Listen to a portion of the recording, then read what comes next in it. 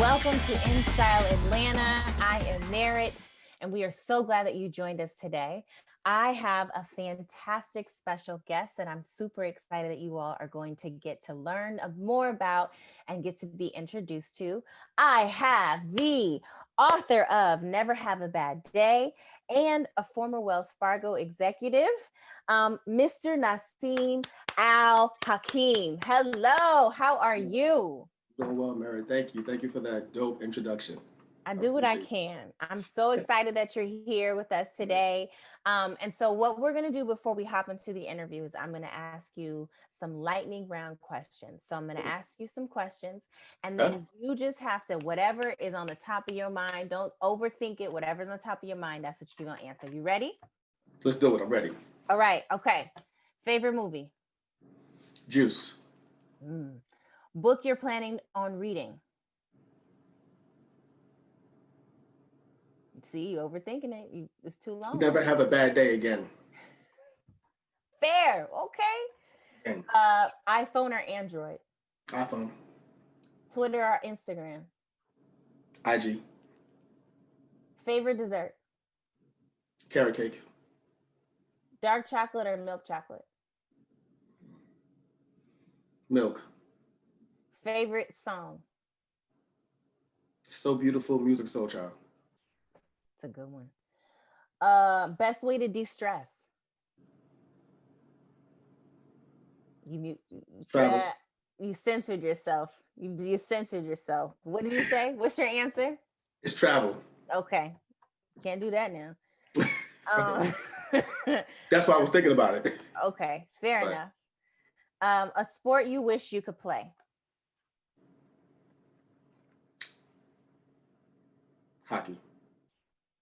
You taking too long to think of these answers. Okay, here's the last one. Last one. Um, Favorite season? Fall. Facts, mine too. Fall. So I'm gonna hop into the interview. I know when we spoke before, I was telling you, one of the things that I am launching and excited about launching is a space for Black girls.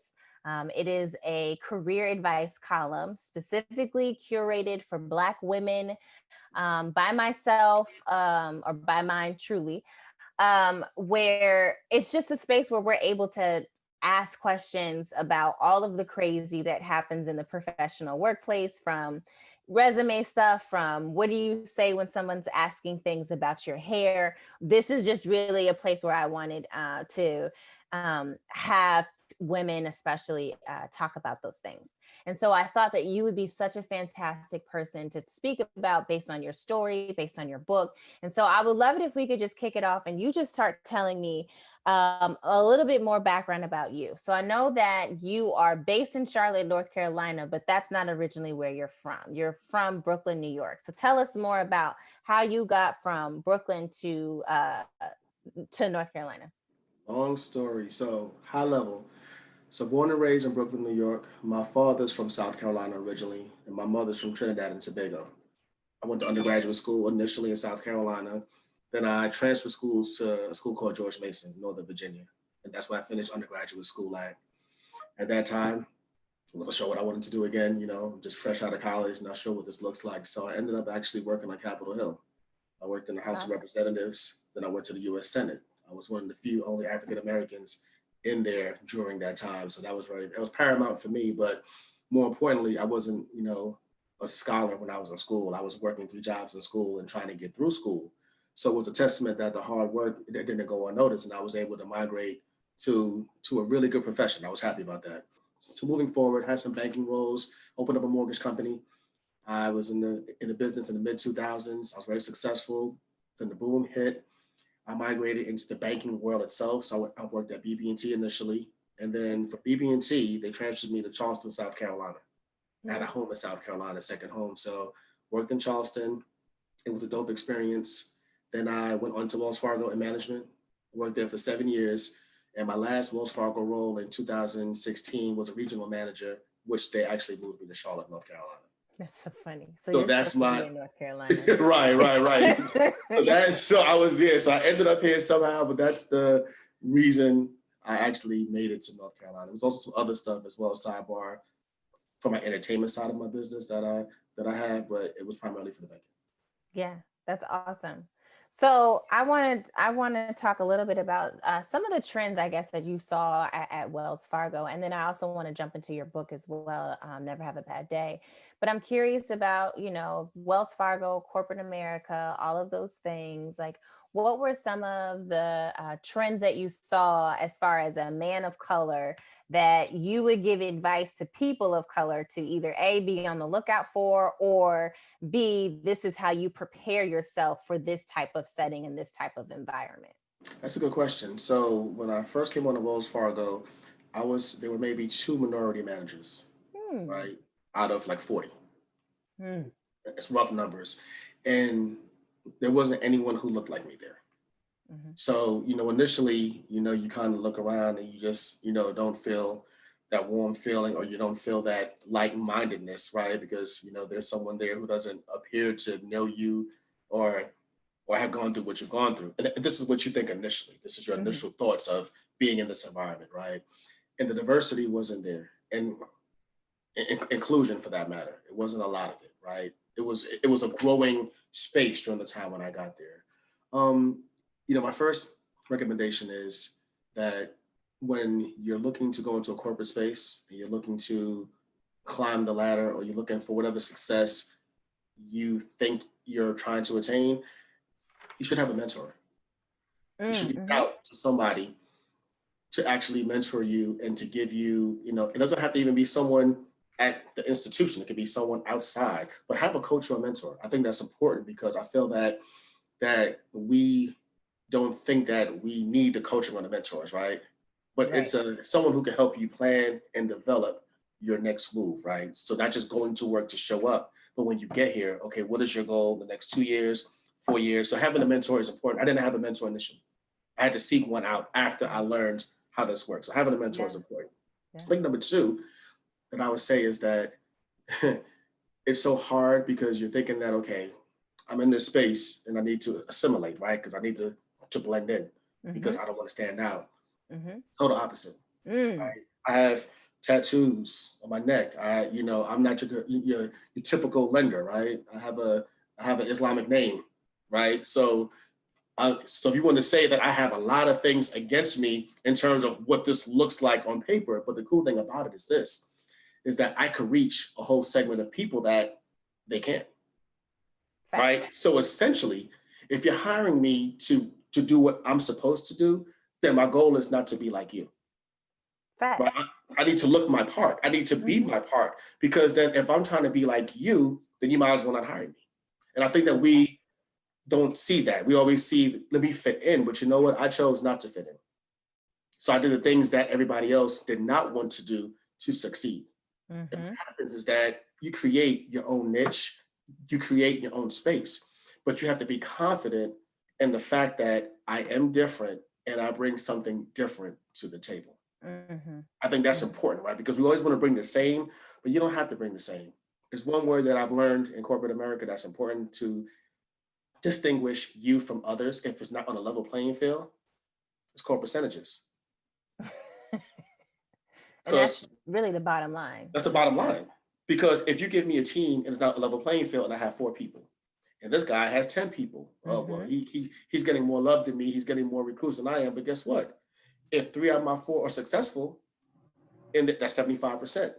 If 4 out of your 10 are successful, that's 40%. So at the end of the day, I don't care what's on your plate, my percentages is what counts for me. I think that that's important as well, because our playing field is not always going to be equal, Yeah. right? But you have to do the best that you could do with what you have. Yep. So tell me more about the book. Never Have a Bad Day, a guide to a lifestyle of leadership. Tell me more about the book. How did this come about? Because you are one of three authors for the book, right?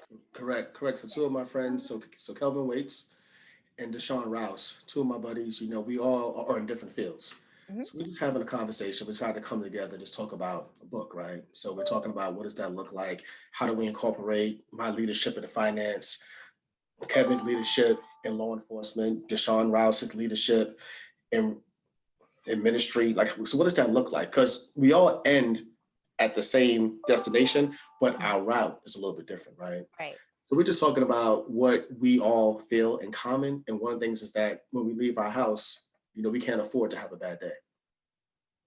And it Mm-mm. starts from inside here, inside my house, right?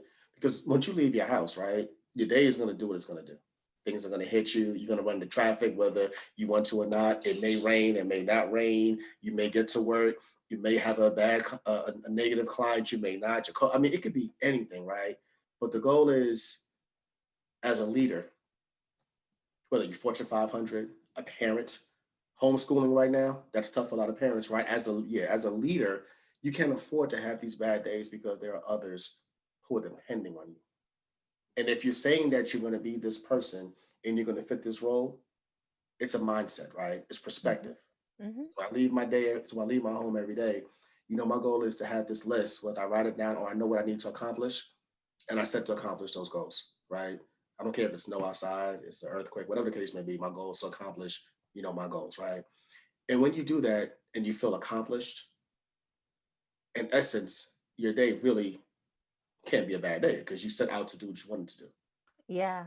Yeah. And when you wake up in the morning, first thing, that's the best part of your day because you have an opportunity once again to plan and make the best out of your day. So never have a bad day just really talks about what we've experienced in our fields. Hence, we talked about Wells Fargo when there wasn't a lot of diversity. We talk about law enforcement. He's going through a lot right now, right? So with that being Mhm. said, how do we get through that?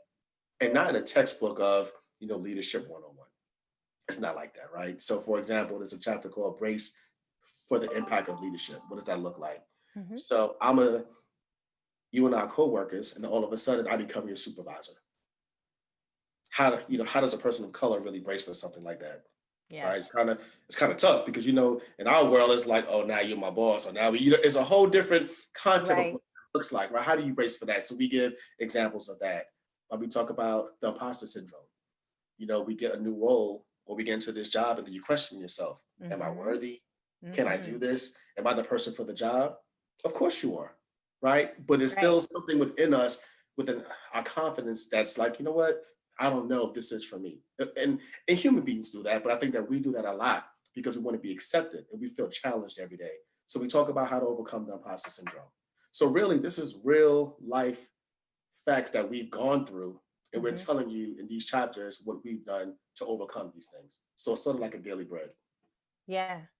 That's awesome. So, I would, because it sounds like it was just the three of you guys, and you guys just decided, like, wait a minute, we have some similarities of how we're like really doing these, how we're living life to make sure that we really truly make sure that we don't have bad days and that we change our perspective. It sounds a lot like one of my own personal philosophies about mindfulness. I didn't learn about mindfulness until like my early 30s.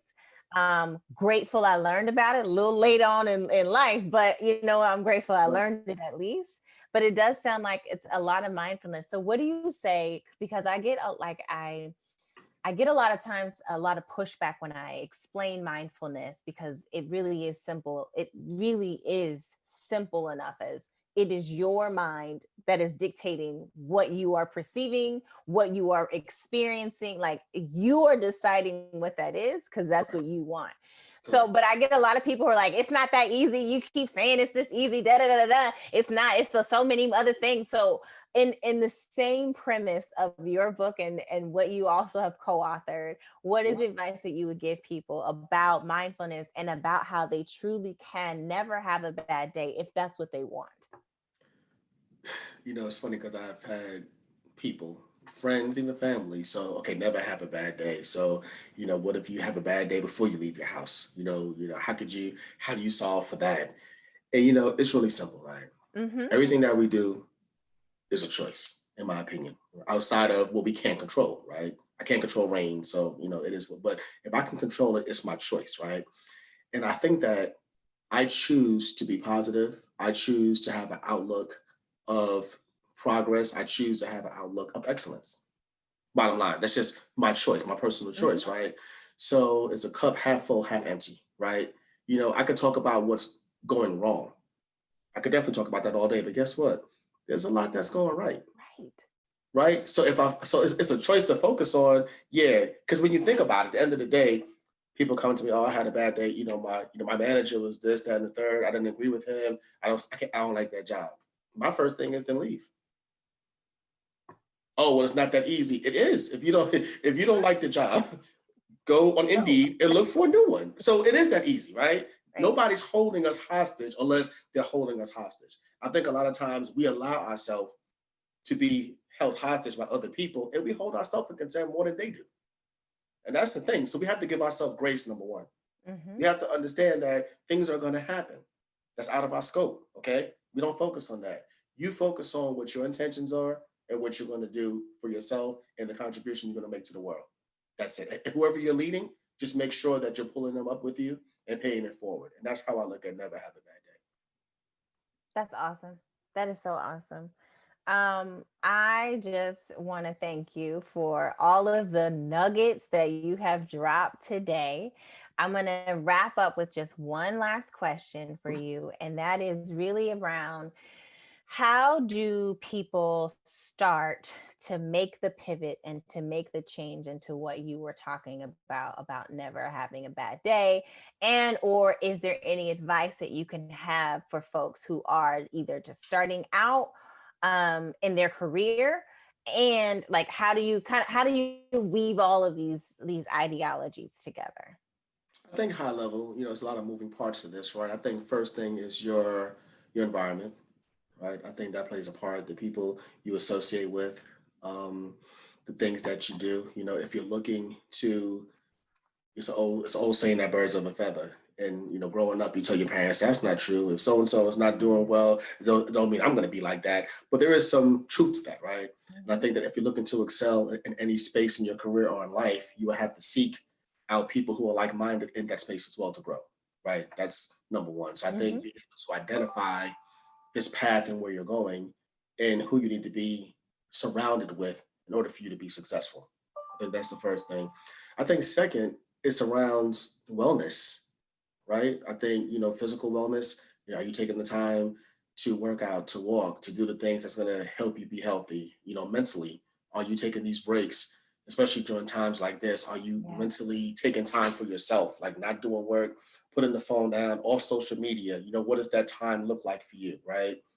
Spiritually, are you grounded in whatever that looks like for you? So I think really going back to the basics of self care, right? And then once you love yourself, and you really are in the space of self-care and you're surrounding yourself by people who are like-minded, I think from there, after that, it's planning, right? So where do I see myself in the next 5 years? Am I going to be at this job? Is there a family coming up? Am I going to buy a home? Is there home ownership, right? And then you're going to see your life going in a whole different space. So, it starts with self, right? And it's more so about planning to where you need to go, but also having the people and components around you is going to help assist you in this journey because it takes a village, right? It's not going to happen on your own. It's not going to happen in a certain time. Mhm. And just understand it's a marathon. It's not a sprint, right? That's my It Nip. takes Nippy it takes Nipsey Hussle says it all the time, or it's a he used to. marathon. You know, I'm gonna end with this. It's a saying, right? And I think that when I talk to my younger mentees, we have conversations about, well, I want to be here now and I want to do this, and it's taking too long, and I can't. I'm like, listen, overnight success historically has been 10 years. Facts. Like You just 10 didn't see the years. You didn't see the work. And that's the work. thing. And that's the thing we talk about here, because to your point, faith, dreams, all of that without work, it's not It's going to dead. happen. And we have a tendency of not wanting to put in the work. Mhm. So all that I just said embedded is you have to put in the work. If you do that, you'll see the results. Perfect. We can end on that, Nasim. I'm good. Look, I'm solid. Okay. Thank you so much. If people want to follow you, if people want to get in touch with you, how do they do so? On IG, it's NASDAQ Nas 718 or DJ Live. At Newres, it's my first name, Nasim dot al hyphen Hakim at newres.com. I'm on Facebook at Nasim Al Hakim. So those are my Perfect. handles right now. Thank you, Nasim. And thank you, all viewers, for joining us. We so appreciate you. If you haven't already subscribed, please make sure you subscribe. That is at InStyle Atlanta on YouTube, on Facebook, and on Instagram. Make sure you check out the book, Never Have a Bad Day. It is in stores. It is on Amazon, so you can check it out there and purchase your own copy. Thank you all so much. You guys have a good one. You too. Take care. Bye. Bye.